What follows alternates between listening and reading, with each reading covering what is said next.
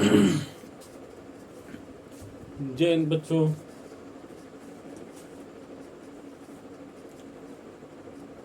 और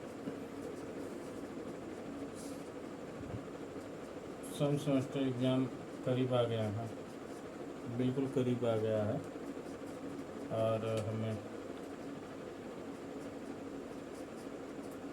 एग्ज़ाम को फाइट करना है, तो सबसे पहले ध्यान देना होगा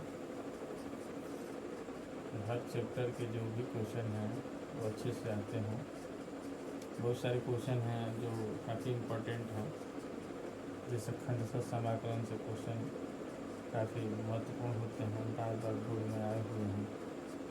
और इन क्वेश्चनों को देखा जाए, जैसे integration e power ax sine bx dx, integration e power ax into cos bx dx, और इसी तरह से integration x sine 3x dx, integration x cos 3x dx, और भी इंटीग्रेशन साइन qx dx। अब देखे होंगे बहुत सारे फार्मूले, कुछ फार्मूला ये वाला क्वेश्चन काफ़ी ज़्यादा बार पूछा है, log x1 प्लस एक्स अपान 1 plus x square into D x. इसको सॉल्व करने पे आता है 0 to π/4, और ये आ जाता है log, यहाँ x की जगह पर 10 रख देते, टेन थीटा रखने पर, और यहाँ डी थीटा आता है। इसकी वैल्यू आती है 2 π/8 log 2। ये भी कई बार पूछा है और आता भी है।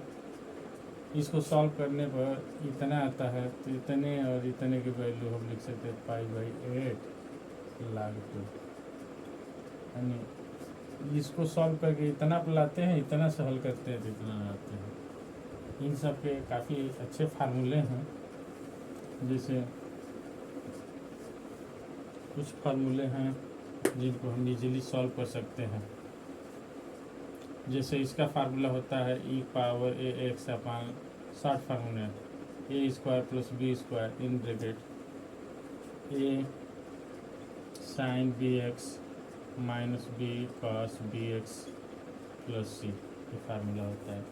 इसके लिए निकालें तो e power ax upon a square plus b square, और यहाँ a cos bx plus b sine bx plus c, ये फार्मूला होता है। काफ़ी फार्मूले याद रखें तो शॉर्टकट में इसको आसानी से कैलकुलेशन कर सकते हैं।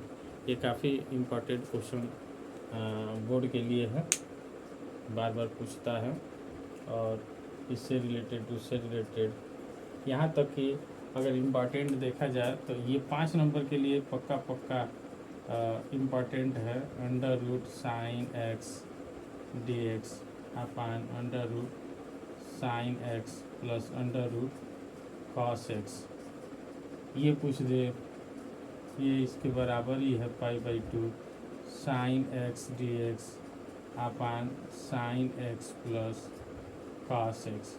इसकी वैल्यू π/4, सदैव π/4 आता है। ये क्वेश्चन सेम है, बार बार बोर्ड में पूछता है। अब करते क्या, कैसे कैलकुलेशन करते हैं, तो थर्ड प्रॉपर्टी को होल्ड करा देते हैं, यानी जहाँ जहाँ x है वहाँ y/2 माइनस एक्स कर लेते हैं। तो इस तरह से ये इसमें चेंज हो जाता है, ये वाला पद इसमें चेंज हो जाता है, और ये वाला पास में चेंज हो जाता है। इस तरह से साइन ऊपर है, ये है एक वाले इक्वेशन में कास बन जाता है, दोनों को जोड़ते हैं तो ऊपर भी बराबर नीचे भी बराबर कट जाते हैं। 1 आता है, 1 का x के फॉर्म में आता है, और वहाँ x के प्लेस पे हम π/2 रख देते हैं। ये दोगुना हुआ रहता है, उसमें से 2 कम क्रॉस मल्टीपल करते हैं, इस तरह से आंसर इतना मिल जाता है। काफ़ी आसान है ये कैलकुलेशन, इसमें कराया भी हूँ, आप अभ्यास करते रहो। काफ़ी इम्पोर्टेंट है सब, ये सारे महत्वपूर्ण क्वेश्चन हैं, इनके कहीं ना कहीं एग्ज़ाम में बहुत बड़ा रोल है। कभी कभी क्वेश्चन पूछ देता है कि सिद्ध करो cos square alpha plus cos square beta plus cos square gamma equal to 1। कभी कभी पूछ देता है sine square alpha plus sine square beta plus sine square gamma equal to 2 पूछ देता है।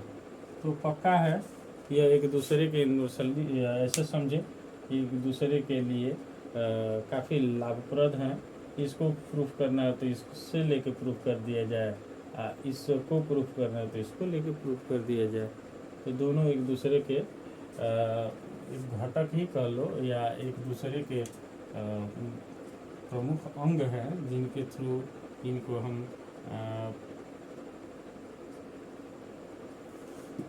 सिद्ध करने के लिए या प्रूव करने के लिए यूज में लेते हैं। जैसे cos स्क्वायर अल्फ़ा, अगर हमको इसको प्रूफ करना है तो cos square alpha plus cos square beta और प्लस cos स्क्वायर गामा ले लेते हैं और इसको हम लेफ्ट हैंड साइड ले लेते हैं सॉल्व करेंगे तो राइट हैंड साइड निकल आता है। और नो 1 लेते हैं, चलो ठीक है, लेफ्ट हैंड नहीं, इसको सिद्ध करना है। तो चूँकि हम जानते हैं, यहाँ लिखना पड़ेगा कि हम जानते हैं कि कोजिया के लिए अगर कोई 3D में अल्फ़ा बीटा गामा कोण बना रहा हो और उनके कोजियाओं का योगफल 1 हो, वर्गों के कोजिया के वर्गों का योगफल 1 हो, तो पक्का है 1 होता है, ये हम जानते हैं। तो जब 1 होता है तो इतने को हम लिख सकते हैं 1 माइनस साइन स्क्वायर अल्फ़ा, इसको लिख सकते हैं 1 माइनस साइन स्क्वायर बीटा और इसको लिख सकते हैं 1 minus sine square gamma equal to 1। अब ये 1 जितने हैं कॉमन कर लिया जाए तो 3 साइन ये हो जाएगा 3 1 2 3, और ये हो जाएगा माइनस कॉमन कर लिया जाए sign square alpha plus cos square alpha beta sine square beta plus sine square gamma और इक्वल टू 1। इसको यहीं रहने दिया जाए या इसको ट्रांसफ़र कर दिया जाए उधर, तो 3 माइनस 1 कर लिया जाए और ये हो जाएगा sign square alpha sine square beta और साइन स्क्वायर गामा। तो हम पाते हैं कि 3 में से 2 आ गया, ये वाला आसानी से सिद्ध हो गया। यानी हम लिख सकते हैं sine square alpha sine square beta और sine square gamma equal to 3 में से 1 जाएगा 2। काफ़ी आसानी से सॉल्व किया जा सकता है ये क्वेश्चन, बहुत ही महत्वपूर्ण है। यही नहीं, अल्फ़ा बीटा गामा पूछ दे आपसे तब भी आप आसानी से हल कर सकते हैं, टेंशन नहीं है। कभी कभी पूछ देता है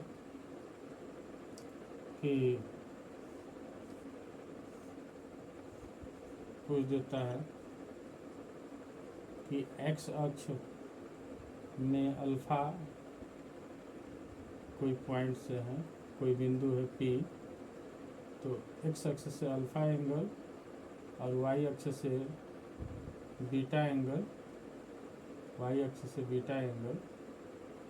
यहाँ से बीटा एंगल वाई अक्ष से अगर देखा जाए तो बीटा बना रहा हो और जेड से गामा बना रहा हो, तो कह रहा है कि एक्स अक्ष से अल्फ़ा का मान एक्स अक्ष से अल्फ़ा का मान 45 दे दिया हो, वाई अक्ष से बीटा का मान 60 दे दिया हो, तो कह रहा है कि जेड अक्ष से गामा का मान कितना होगा। इस टाइप का भी क्वेश्चन पूछता है। तो जब भी इस टाइप के क्वेश्चन पूछे टेंशन लेना नहीं है। इस टाइप के जब भी क्वेश्चन पूछे तो हम इसको इजीली सॉल्व कर सकते हैं, लिख सकते हैं। जब भी इस तरह का पूछता है क्वेश्चन तो कोजिया के फार्मूले से cos square alpha plus cos square beta plus cos square gamma equal to 1 से हम सॉल्व करते हैं।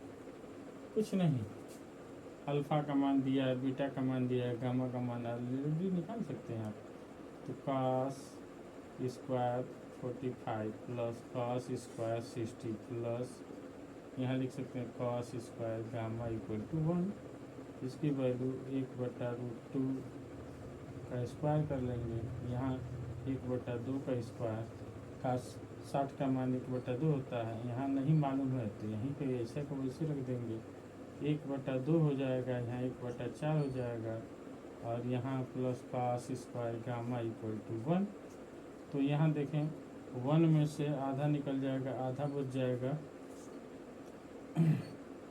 1/4 निकल जाएगा। तो आधा में से 1/4 निकल जाएगा तो 1/4 बच जाएगा। और जब 1/4 हुआ तो यहाँ से हम आसानी से निकाल सकते हैं कास प्लस माइनस हाफ। और प्लस माइनस हाफ हुआ तो पक्का है कि इसके 2 मान आएंगे। एक बार प्लस हाफ लेंगे तो 60 अंश का कोण बनाएगा, माइनस हाफ लेंगे लिखेंगे टेकिंग पॉजिटिव हाफ तो 60 अंश के एंगल बनेंगे, टेकिंग नेगेटिव हाफ इसका मतलब 120 का एंगल बनेगा। ये आसानी से हम निकाल सकते हैं। तो शॉर्टकट तरीके से बता रहे हैं कि क्या अल्फा बीटा गामा दिया रहे, 45-60 दिया रहे तो पक्का है कि एक 60 या 120 का आएगा। 120 कब आएगा, जब कह दे कि एक्स अक्ष के धन दिशा में, वाई अक्ष के धन दिशा में और जेड अक्ष के धन दिशा में।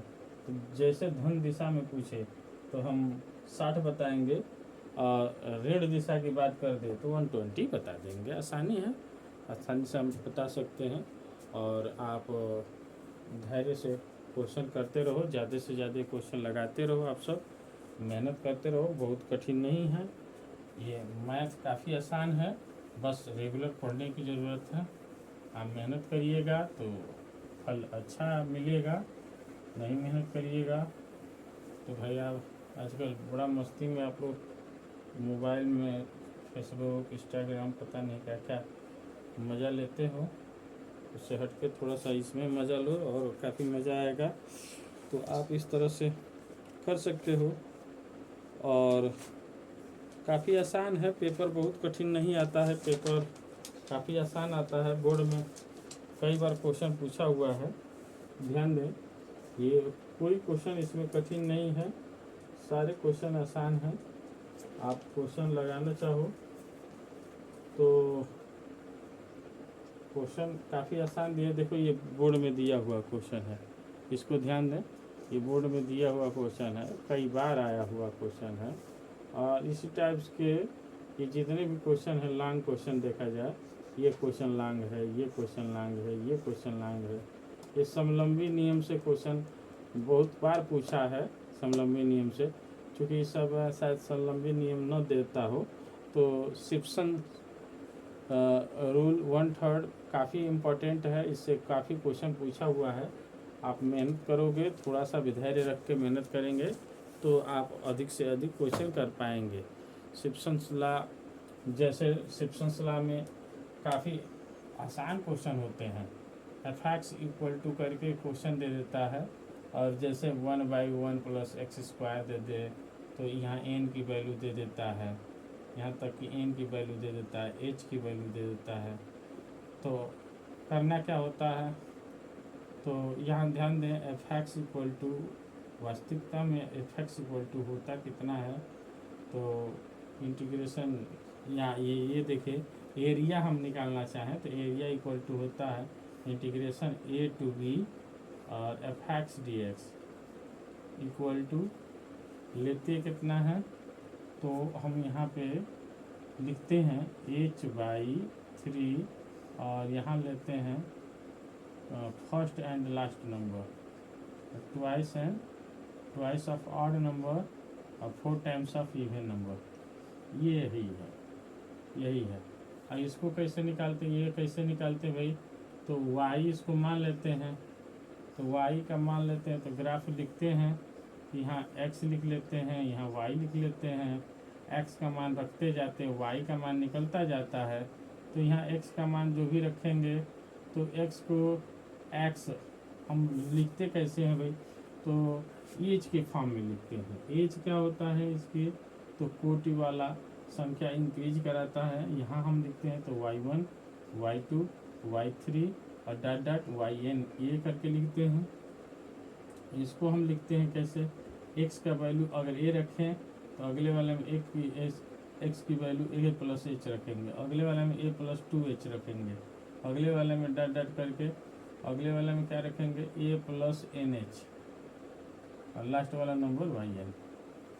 ये प्रक्रिया है, इस प्रक्रिया के थ्रू हम वर्क करते हैं। काफ़ी आसान होता है ये भी क्वेश्चन।